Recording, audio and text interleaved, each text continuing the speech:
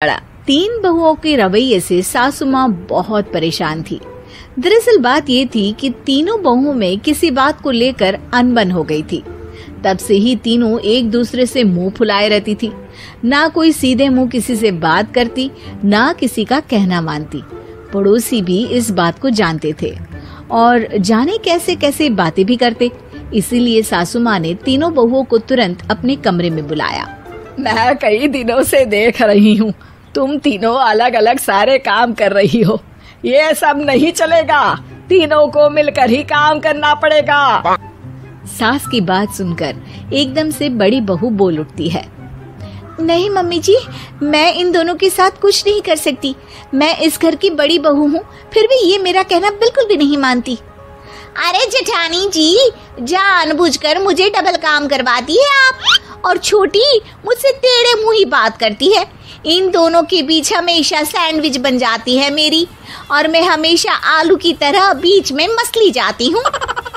Mummy जी, इन दोनों को लगता है कि मैं छोटी हूँ तो इनके पैरों तले दब जाऊंगी, लेकिन नहीं, मेरा भी उतना ही अधिकार है जितना इन दोनों का है।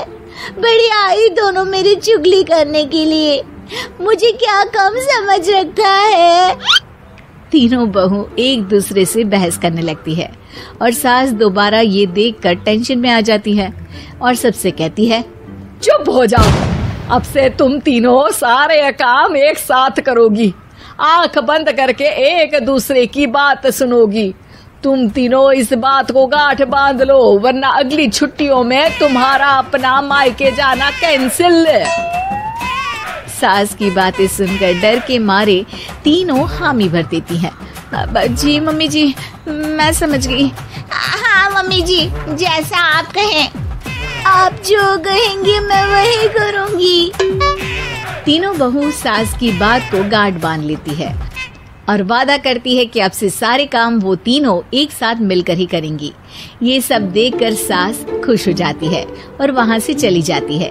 नीचे जाकर वो देखती है कि घर में शर्मा जी आए हुए होते हैं। सास जोर से आवाज लगाकर कहती है, अरे बहू, जरा चाय बनाकर तो लाना, शर्मा जी आए हैं। सास की बात सुनकर तीनों बहू तुरंत किचन की ओर भागती है और चाय बनाना शुरू कर देती है।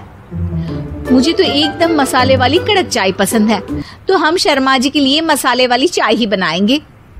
अरे नहीं दीदी, गर्मी के मौसम में मसाला चाय कौन पीता है? मैं तो शर्मा जी के लिए इलायची वाली चाय ही बनाऊंगी। ये कैसी बात कर रही हैं आप दोनों? मेरी मम्मी ने सिखाया है कि मेहमान को ज्यादा दूध और शक्कर वाली चाय देनी चाहिए, वरना वो घर वालों को कंजूस समझते हैं। तो मैं तो शर्मा जी को ऐसी ही चाय दूंगी। तीनों बहुएं अपने अपने तरीके से चाय में शक्कर, मसाला, पत्ती सब डाल देती है।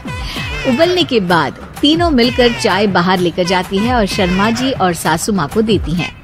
चाय पीने के बाद शर्मा जी सासू माँ को देखकर शर्मा जाते हैं और शर्मिंदा महसूस करते हैं कि आखिर उन्होंने चाय पीने के लिए हामी क्यों भरी। सासू माँ भी चाय पीना शुरू करती है और कहती हैं, अरे बहू, ये कैसी चाय बनाई है? चाय है या मीठे दूध की बासुंदी? हाँ, चाय अच्छी नहीं लगी क्या? कोई बात नहीं, हम पराठा बनाकर लाते हैं। चलो चलो अंदर। हाँ हाँ चलो। हाँ आती हूँ मैं भी। नहीं नहीं, मेरा पेट चाय ने ही चौपट कर दिया, वही काफी है। पराठे से पोपट नहीं करवाना, मैं तो चलता हूँ। शर्मा जी चुपचाप पतली गली से निकल जाते हैं। अगले दिन सास बहुओं से कहती है, अरे बहू, जाओ जाके ऊपर के गेस्ट हाउस की सफाई कर दो। कल हमारे यहाँ मेरे दूर के रिश्तेदार आने वाले हैं, तो पूरे कमरे को चमका देना, समझी?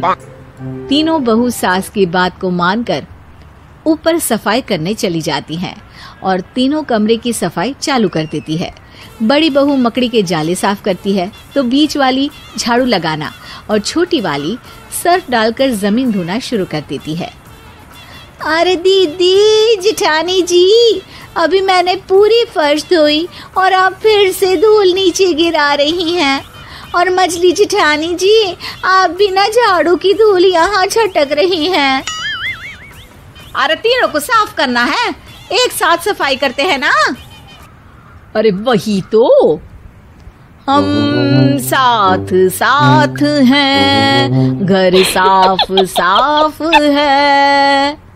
तीनों बहू ऐसे ही काम में उलझ जाती है और 2 घंटे तक एक ही कमरे की सफाई करती रहती है। बहुत देर से अपनी बहुओं को ना देखने के कारण सास ऊपर कमरे में उन्हें देखने जाती है, लेकिन कमरे में घुसते ही वो गीली फर्श पर फिसलने के कारण नीचे गिर जाती है। ओरी मोरी मैया, हड्डी मरोड़ के रख दी। आए मेरी तो कमर ही टूट गई रे। तीनों बहुएं सास को उठाती हैं और बिस्तर पर सुला देती है। अरे मेरे हाथ पैर दर्द कर रहे हैं, दबा दो, आराम मिलेगा। हाँ जी माँ जी। अरे जी माँ जी माँ जी। और तीनों बहुएं एक साथ सास के हाथ को दबाना शुरू कर देती हैं। माँ की तो चीख ही निकल जाती है और नतीजा ये होता है कि सास के बचे हुए शरीर में भी दर्द उठ जाता है। हाय राम, ये क्या कर दिया तुम तीनों ने। अरे मेरी तो किस्मत ही फूटी है कि तुम जैसी बहुएं मुझे मिली। हे भगवान, पूरे शरीर में दर्द बढ़ गया है। अब तो पता नहीं कि चल भी पाऊंगी या नहीं। माफ करो, मुझे गलती हो गई मुझसे कि तुम तीनों को एक साथ काम करने के लिए बोला।